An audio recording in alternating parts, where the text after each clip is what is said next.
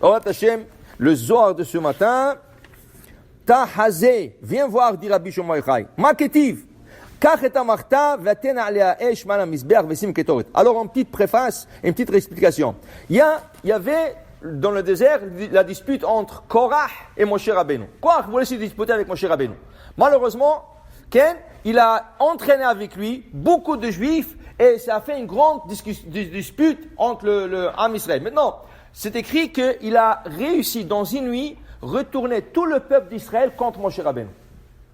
Hachem s'énerve, il veut, Chav Shalom, emmener une épidémie pour finir avec le peuple. Moshe, il plaide avec Aaron, non Hachem, Aish Echad Yecheta, V'al Kol Ha'eda Tiksov. C'est un seul homme qui a fait tout ça. Il ne faut pas que vous énervez contre toute l'assemblée. Alors Hachem leur dit, ok, alors vous allez vous enlever de Korah. Tout celui qui ne veut pas être touché, qui s'enlève de là où Korah il est. Tout le monde se sont retirés et Korah a été englouti dans la terre. Il y avait 250 hommes qui sont morts avec Korah. La famille de Korah sont morts. Okay? Et là, la terre se referme. Tout est bien. Le lendemain matin, tout le peuple d'Israël vient chez Moshe Rabbeinu. Il se plaint. Quoi, tu ne pouvais pas sauver ton cousin? Pourquoi tu lui as laissé mourir? Pourquoi tu n'as pas demandé pour lui? Ils se sont retournés encore contre Moshe Rabbeinu. Hachem a dit, deuxième chance, il n'y a plus de deuxième chance. Une épidémie qui se déclenche dans le camp. 14 700 personnes qui sont mortes en quelques heures. 14 000, un après l'autre. Une épidémie. Une épidémie. C'était pas une maladie, c'était une épidémie. Comme un corona de quelques heures, 14 000, 15 000 personnes, un après l'autre. Ils meurent comme des mouches, Chas Shalom. Alors Moshe, il dit, voilà le Zohar. Moshe dit à Aaron, Kach et amarta, prends l'appel tout de suite. Vesim alea esh, ten alea esh, mets du feu, ça veut dire des braises. Vesim ketoret, emel la ketoret. Pourquoi il lui dit ça? Moshe Rabbeinu, quand il est monté au Sinaï, il était 40 jours et 40 nuits. Il y avait des anges qui voulaient le brûler. Il y avait des anges qui voulaient le tuer. Il dit, qu'est-ce que tu veux? Qu'est-ce que tu cherches ici? Tu veux la Torah? La Torah, ça appartient au ciel. Ça appartient aux anges. Tu ne peux pas emmener la Torah aux hommes. C'est à nous. Alors, il y avait une discussion. Hachem dit à Moshe Rabbeinu, ne pas peur. Réponds. Si tu peux répondre, réponds, je te protège. Il n'y a aucun problème. Aucun va te faire mal. Alors, Moshe, il dit, dites-moi, vous voulez la Torah? Mais dans la Torah, il y a des mitzvot. Et les mitzvot sont inapplicables. Est-ce que vous allez mettre le tefilim chaque jour, vous?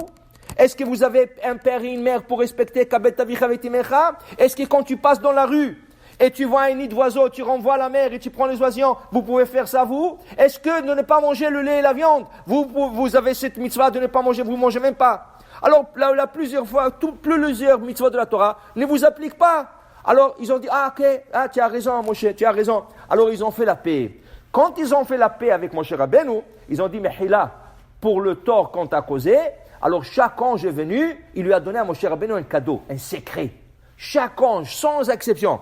Jusqu'à qu'il est venu l'ange de la mort. Il dit, moi aussi je vais te donner quelque chose. Il dit, non, toi ça va. Non, je vais te donner quelque chose. Écoute-moi, je vais te donner quelque chose, je te donne un secret. Quand tu auras une épidémie et que j'aurai le droit de venir et tuer les gens, tu vas faire ce secret et tu vas sauver les gens. Ah, Chazakouor, qu'est-ce que tu vas me donner? Ketoret. Je t'enseigne le secret de la Ketoret. Et quand il y aura une épidémie, tu le dis, ou tu le fais, et tu vas voir que tu vas sauver les gens. C'est exactement ce qui est arrivé.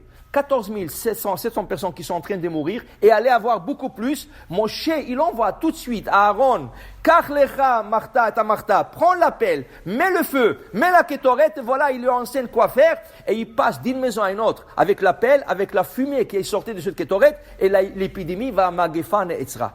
L'épidémie s'est arrêtée. Dit Rabbi Shimon Bar Yochai, aujourd'hui qu'on n'a pas la kétorette, aujourd'hui tu n'as pas la kétorette, tu n'as pas, mais on a la prière. Tous les sacrifices sont remplacés pour notre prière. Dit Rabbi Shimon Bar Yochai, Amar Rabbi Shimon Bar Yochai, Ibn Nasha vu yad'e kama ila ayu vada de kétorette kame kuchabechu, avu natle kol mila ve mila mine vavu salke le atara.